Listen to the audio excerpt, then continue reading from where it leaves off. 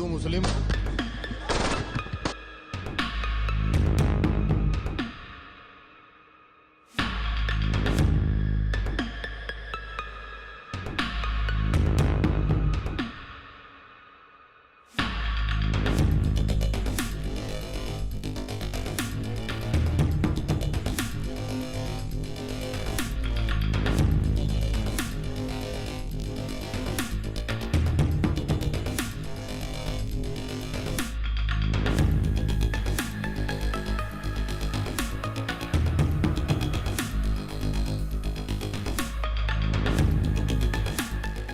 Atiq Ahmad UP का वो mafia जिसने क्राइम के दम पर अपनी पहचान बनाई, फिर उसी पहचान के बलबूते राजनीति में एंट्री ली। 28 साल की उम्र में विधायक बना तो पावर दोगुनी हो गई। जो भी सामने आया वो मारा गया। हर हाई प्रोफाइल हत्याकांड में नाम अतीक का आया। एक के बाद एक 100 से ज्यादा मुकदमे दर्ज हुए, लेकिन कभी किसी केस में सजा नहीं हुई। 44 साल बीते और पलट गई अतीक अहमद की किस्मत। आखिर वो दिन भी आया जब अतीक को पहली बार सजा सुनाई गई। 28 मार्च 2023 को 17 साल पुराने उमेश पाल किडनैपिंग केस में अतीक को उम्र कैद की सजा सुनाई गई और इसी के ठीक 18 दिन बाद अतीक अहमद और उसके भाई अशरफ को कुछ हमलावरों ने गोली मार के हत्या कर दी। इस घटना को उस वक्त अंजाम दिया गया जब पुलिस अतीक अहमद और उसके भाई अशरफ को मेडिकल जांच के लिए प्रयागराज के एक हॉस्पिटल लाई थी। तो आइए आज आपको सुनाते हैं अतीक अहमद के माफिया बनने का पूरा किस्सा।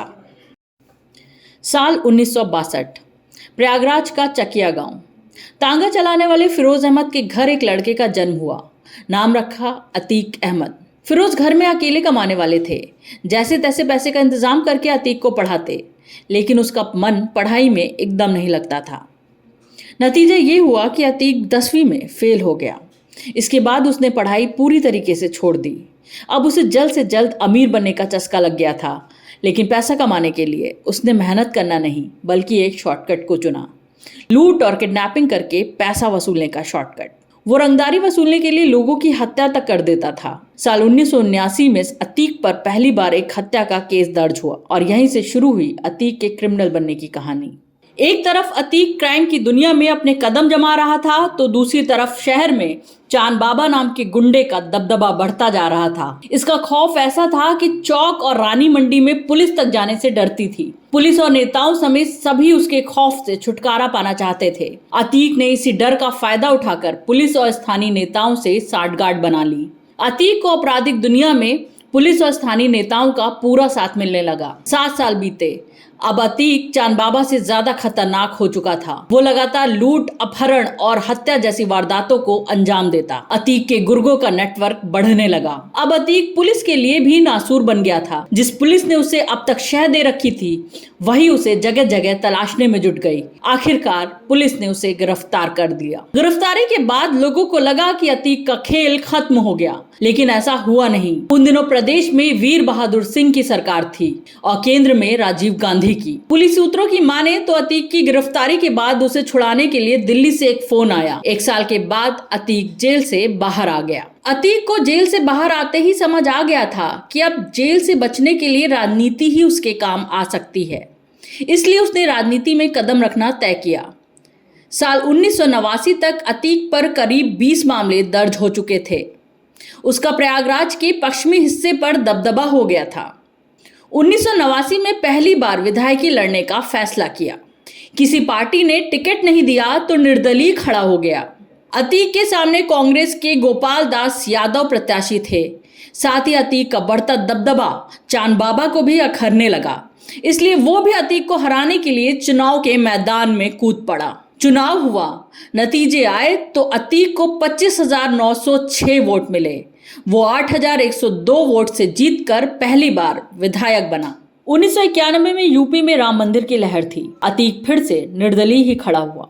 इस बार उसने बीजेपी के रामचंद्र जायसवाल को करीब 16,000 वोटों के बड़े अंतर से हरा दिया। 1993 के चुनाव में बीजेपी ने तीरथ राम कोहली को मैदान से उतारा, लेकिन नतीजा नहीं बदला। अतीक अहमद 9,317 वोटों से जीतकर लगातार तीसरी बार विधानसभा पहुंचा। कहा जाता है इलाके में हर बार बूथ कैप्चरिंग होती, लेकिन कोई भी इसकी शिकायत करने प्रशासन के पास नहीं जाता था। लगातार 3 बार जीता तो मुलायम सिंह यादव ने उसे मिलने लखनऊ बुलाया और पार्टी में शामिल कर लिया। इस तरह से अतीक पहली बार किसी राजनीतिक पार्टी के बैनर तले 1996 में उसी इलाहाबाद शहर पश्चिमी सीट से विधायक बना। इस बार जीत का अंतर 35,000 से ज्यादा का रहा। ये उस वक्त जिले की सबसे बड़ी जीत थी, लेकिन इस जीत के बाद उसका सपा से विवाद हुआ और वो सोनेलाल पटेल की पार्टी अपना दल में शामिल हो गया। विधायक बनने के करीब 3 महीने बाद अतीक के गैंग और चांद बाबा के गैंग के बीच गैंग वॉर शुरू हो गई। पूरा बाजार गोलियों, बम और बारूद से पट गया। इसी गैंग वॉर में चांद बाबा की मौत हो गई। कुछ ही महीनों में एक एक करके चांद बाबा का पूरा गैंग खत्म हो गया। चांद बाबा की हत्या का आरोप अतीक अहमद पर लगा, लेकिन विधायक होने की वजह से उस पर कोई एक्शन नहीं लिया गया। चांद बाबा की मौत के पीछे गैंग की मुठभेड़ को कारण बताया गया। अतीक इस मामले में कभी दोषी साबित नहीं हो पाया। साल 2012 में यूपी के अंदर विधानसभा चुनाव होना था। अतीक अहमद जेल में था, इसलिए सपा ने टिकट देने से मना कर दिया। अतीक अपना दल से टिकट लेके शहर पश्चिमी से प्रत्याशी बन गया। चुनाव प्रचार के लिए जमानत चाहिए थी। हाईकोर्ट में जमानत के लिए याचिका दायर की। हाईकोर्ट के 10 जजों ने खुद ही केस से खुद को अलग कर लिया। 11वें जज ने हिम्मत दिखाई और अतीक अहमद को जमानत दे दी। अतीक ने पूजा पाल के खिलाफ चुनाव लड़ा, लेकिन जीत नहीं पाया। प्रदेश में सपा की सरकार बनी तो अतीक फिर से सपा में आ गया। अखिलेश के ना चाहते हुए भी मुलायम सिंह यादव ने उसे सुल्तानपुर का टिकट दे दिया। पार्टी के अंदर इस बात का विरोध हुआ तो अतीक की सीट बदलकर श्रावस्ती कर दी गई। हालांकि मोदी लहर में बीजेपी के दद्दन मिश्रा ने अतीक को 85,913 वोटों से हरा दिया। हालांकि दूसरे जिले में जाकर अतीक ने 2,60,000 वोट हासिल करके एक छाप जरूर छोड़ी। अतीक धीरे धीरे एक बड़ा नेता तो बन गया, लेकिन अपनी माफिया वाली छवि से कभी वो बाहर नहीं निकल पाया। बल्कि नेता बनने के बाद उसके अपराधों की रफ्तार और तेज हो गई। यही वजह है कि उसके ऊपर दर्ज अधिकतर मुकदमे विधायक सांसद रहते हुए दर्ज हुए। साल 2005 में राजूपाल हत्या से पहले अतीक पर साल 1989 में चांद बाबा की हत्या, साल 2002 में नसन की हत्या, साल 2004 में मुरली मनोहर जोशी के करीबी बताए जाने वाले भाजपा नेता अशरफ की हत्या के आरोप लगे। ऐसा माना जाता था कि जो भी अतीक के खिलाफ सर उठाने की कोशिश करता मार दिया जाता। अतीक के खिलाफ कुल 101 मुकदमे दर्ज हैं। साल 2007 में जब बसपा की सरकार आई तो हालात बदले। अतीक के खिलाफ कार्रवाई शुरू हुई। 5 जुलाई 2007 को उमेश ने अतीक, अशरफ समेत कुल 11 लोगों पर मुकदमा दर्ज करा और खुद इस केस की पैरवी हाईकोर्ट में करते रहे। 5 जुलाई 2007 को उमेश ने अतीक, अशरफ समेत कुल 11 लोगों के खिलाफ एफआईआर दर्ज कराई और खुद इस केस की पैरवी हाईकोर्ट में करते रहे। अतीक अहमद ने इस सीट पर अपने छोटे भाई अशरफ को सपा से टिकट दिलवाया। कभी अतीक की टीम का हिस्सा रहे राजूपाल बसपा में शामिल हो गए। मायावती ने उन्हें प्रत्याशी बना दिया। वो 4,000 वोटों से चुनाव जीत गया। ये हार अशरफ की थी, लेकिन अतीक को लगा जैसे वो हार गया। इसके बाद जो हुआ वो उत्तर प्रदेश के इतिहास में दर्ज हो गया। 25 जनवरी 2005 दोपहर के 3 बजे थे। इलाहाबाद शहर पश्चिमी के बसपा विधायक राजूपाल 2 गाड़ियों के काफिले के साथ SRN हॉस्पिटल से वापस अपने घर नीवा जा रहे थे। अचानक 2 हमलावरों ने उनके काफिले पर ताबड़तोड़ फायरिंग कर दी और तब तक फायरिंग की जब तक राजूपाल की मौत नहीं हो गई। राजूपाल की हत्या में नामजद होने के बावजूद अतीक सत्ताधारी पार्टी सपा में बना रहा। 2005 में उपचुनाव हुआ। बसपा ने पूजा पाल को उतारा और सपा ने दोबारा अशरफ को टिकट दिया। पूजा पाल के हाथों की मेहंदी भी नहीं उतरी थी। उसकी शादी को महज 9 दिन हुए थे और वो विधवा हो गई थी, लेकिन पूजा को जनता का समर्थन नहीं मिला। अशरफ चुनाव जीत गया। इस पूरी वारदात के दौरान राजूपाल के रिश्तेदार उमेश पाल भी पीछे की गाड़ी में मौजूद थे। वो इस पूरी घटना के मुख्य गवाह थे। हत्याकांड के बाद अतीक ने कई लोगों से कहलवाया कि उमेश इस केस से पीछे हट जाएं, लेकिन वो नहीं माने।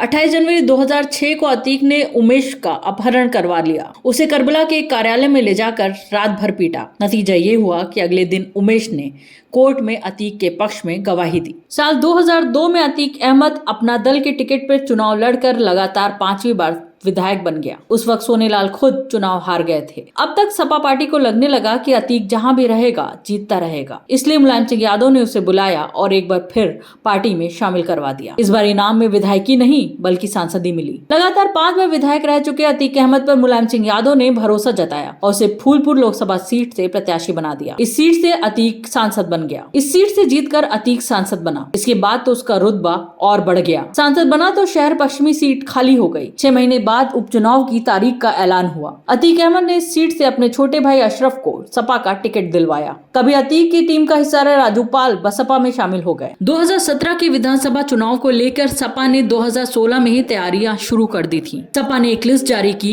जिसमें अतीक को कानपुर कैंट सीट से उम्मीदवार बता दिया। 22 दिसंबर 2016 को अतीक करीब 500 गाड़ियों के काफिले के साथ कानपुर पहुंच गया। पूरा शहर जाम हो गया। अतीक 8 करोड़ की गाड़ी हमर पर सवार था। ये बात जब अखिलेश तक आई तो वो उखड़ गए। उन्होंने साफ कर दिया कि पार्टी के अंदर अतीक के लिए कोई जगह नहीं। इस एक फैसले के बाद अतीक का सियासी करियर मानो खत्म हो गया। लोगों को डराकर और उनके दुख पर खड़ा किया साम्राज्य अब तक खत्म हो चुका था। इस साम्राज्य को बचाने के लिए अतीक की अगली पीढ़ी यानी उनके बेटों ने भी अपने पिता के रास्ते पर चलना ही सही माना और 24 फरवरी को अतीक के छोटे बेटे असद ने उमेश पाल की हत्या कर दी। उमेश की हत्या इसलिए की गई क्योंकि उसने अतीक के खिलाफ जाकर कोर्ट में राजू अपहरण केस में गवाही दी थी। अतीक के बेटे असद ने दिन दहाड़े ही उमेश की हत्या कर दी, बिल्कुल वैसे ही जैसे अतीक किया करता था। लेकिन कहा जाता है हर समय वक्त आपका साथ नहीं देता है। इस बार पुलिस और प्रशासन ने ठान लिया था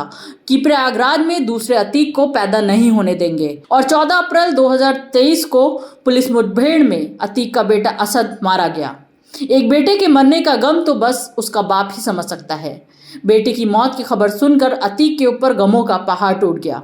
अब पुलिस ने उमेश पाल हत्याकांड की जांच तेज कर दी। इसके तहत अतीक और अशरफ को मेडिकल के लिए मेडिकल कॉलेज ले जाया गया, जहां 3 छोटे बदमाशों ने पुलिस और मीडिया के सामने अतीक और अशरफ को गोली मार के हत्या कर दी। जब पुलिस ने पूछताछ में आरोपियों से वजह जानी तो पता चला कि वो भी अतीक की तरह बड़े माफिया बनना चाहते। जिस भौकाल के लिए अतीक ने जुल्म की दुनिया में कदम रखा था, उसी भौकाल ने अतीक की जान ले ली और अतीक का अंत हो गया।